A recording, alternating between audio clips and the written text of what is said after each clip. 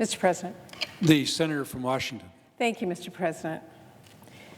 It must be a day that ends in Y, because once again, Republican senators are pushing for backwards, ideological bills to restrict women's constitutional right to abortion.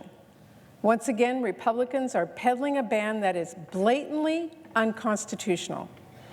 Once again, they are pretending we don't already have laws on the books that protects infants, and using that as a pretense to drum up fear and misunderstanding about one of the most heartbreaking situations a family can face, and push for anti-doctor, anti-women, anti-family legislation.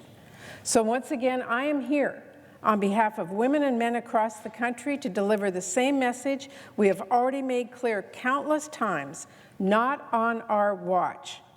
Majority Leader Mitch McConnell has indicated he wants to pivot to legislating, which makes these two atrocious bills an interesting choice, because all 100 senators know they are going absolutely nowhere. The truth is, Republicans' charade today is not actually about passing laws any more than it is about people's health or medical science or what is best for patients.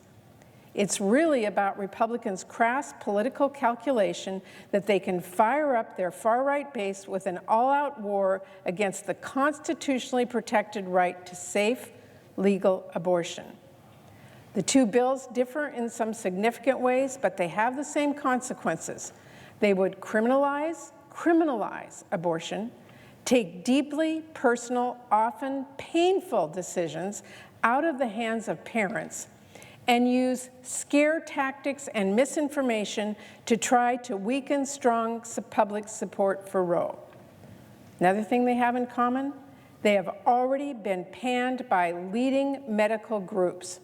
The American College of Obstetricians and Gynecologists has called one of these bills, quote, an unconstitutional attempt to intimidate healthcare providers and prevent them from providing the safe care their patients want and need.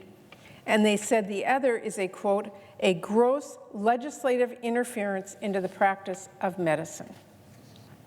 And it's not just medical experts. Families across the country who've actually faced these decisions have spoken out to make clear politicians should have no part in them.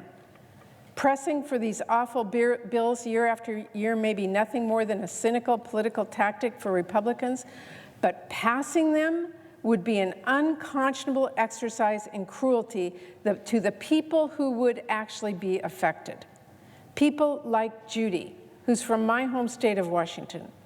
Judy learned over 20 weeks into her pregnancy that her son's organs were not developing properly. One lung was just 20% formed, the other was missing entirely.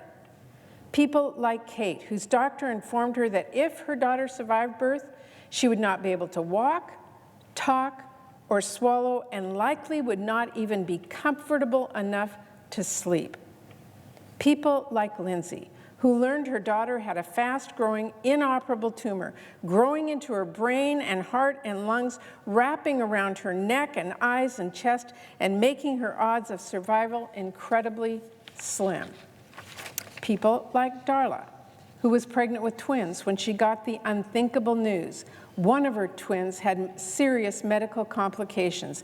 Not terminating that pregnancy could put her other twins' health care at risk. And those are just a few of many stories. There are more families across the country who have struggled with the painful reality that the child they had hoped for cannot survive.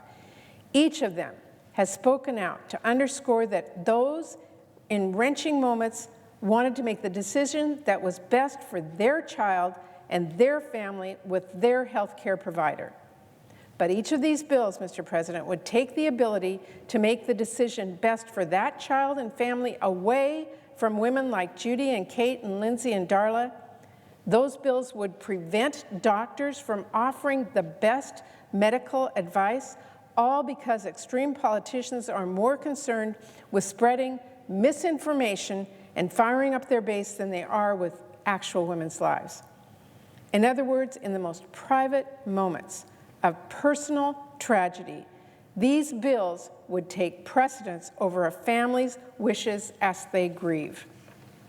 To the politicians supporting these bills, I have to ask, how dare you think your opinion is more important here than the knowledge of medical experts and the wishes of the family that is affected? I don't understand how anyone can think, instead of letting patients make their own very personal decisions, that they should have that decision made for them by President Trump and Vice President Pence. And that's exactly what we're talking about today. Why?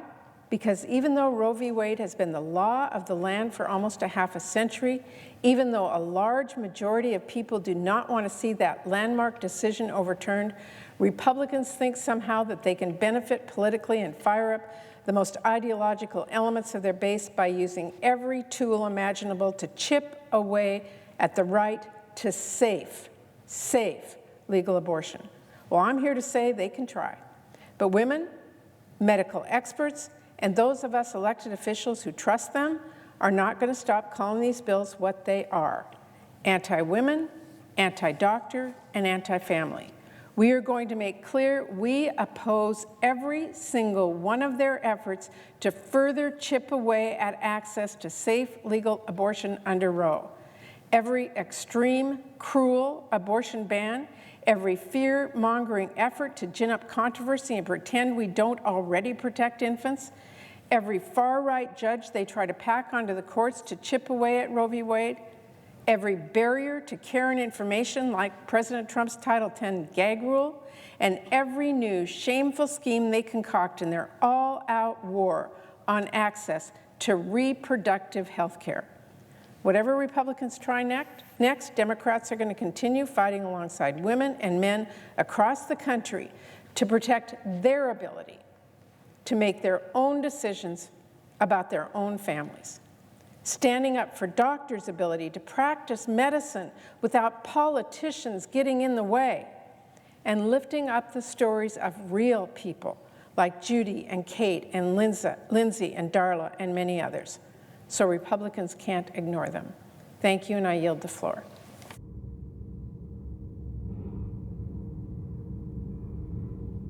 Mr. President. The senator from New Hampshire. Mr. President, I'm really disappointed to feel like I need to come to the floor today to respond to these anti-women, anti-family bills that have been introduced. Because not only would these bills interfere with a woman's ability to make her own reproductive choices, they would threaten doctors with prison time if they perform abortion services that women have a constitutional right to receive. These bills are dangerous, they're extreme, and they are part of an ongoing effort by this administration to overturn Roe v. Wade. We don't need this legislation to prevent the killing of infants. Let's be very clear. Infanticide is already illegal under federal law, and in fact, prosecutions have occurred under the current law that prevents infanticide. This legislation would do nothing but set up ambiguous standards for cases that are often medical emergencies and add uncertainty to laws that are already on the books to prohibit infanticide. This uncertainty will have a chilling effect on the ability of women to access the services they need in the United States. The legislation we are voting on would also imprison doctors for up to 5 years for performing abortions after a woman is 20 weeks pregnant, even though federal courts have ruled that this 20-week abortion bans, as are proposed under one of these bills, would violate the Constitution. The 20-week abortion ban bill would only allow for exceptions for minors who are victims of rape or incest if those young women report that rape or incest to the police. Now, for adult women, the rape exception would only apply if she waits 48 hours and gets counseling from a health care provider that her government, not that she or her family, but the government determines is acceptable. These exceptions are just shameful because my colleagues know, as I do, that almost 3/4 of rape and sexual assaults are never reported, often because women have legitimate fears of being victimized again.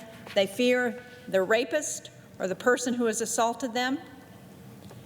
But more broadly, it's really this simple.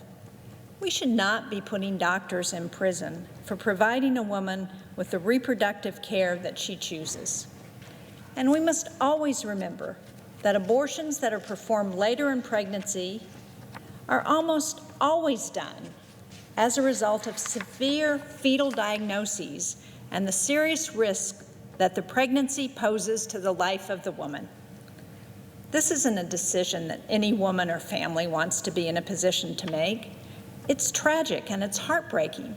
And the fact that these bills would demean the women who have to make these decisions by suggesting that this is something that government should decide for them instead of the woman with her family and with her doctor, it's again, nothing but tragic.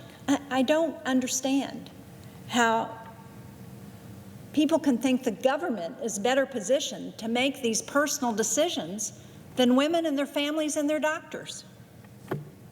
Protecting pregnant women, new mothers and children is about more than scoring political points with anti-choice legislation. It's about ensuring that women have access to maternity care. That means prenatal care. It means having access to affordable health insurance coverage. And that's why this legislation rings so hollow. People who are speaking on the floor, who are supporting these bills, they're not talking about improving the lives of women and children. Right now, this administration is in court backing a lawsuit that would tear down the Affordable Care Act, despite the fact that there is no alternative if the ACA is struck down. And if the administration and states succeed in striking down the Affordable Care Act, we're going to go back to the days when insurance companies can exclude maternity care from coverage and when women can be charged higher premiums than men.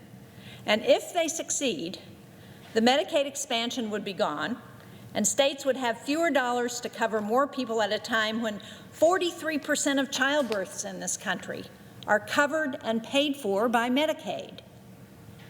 These are the fundamental issues that are at stake for women and families across this country. And given these stakes, I'm disappointed that here we are again, debating two anti-choice bills that the Senate already rejected in 2018 and 2019. Nothing's changed since then. This is time that is being used, as my colleague from Washington said, just to try and stir up the base of some of the senators who are in this chamber.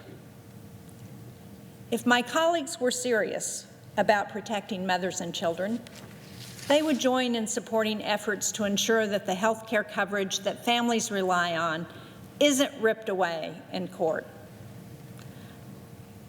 I urge my colleagues to oppose these bills and to vote no when they are considered on the floor. Thank you, Mr. President. I yield the floor.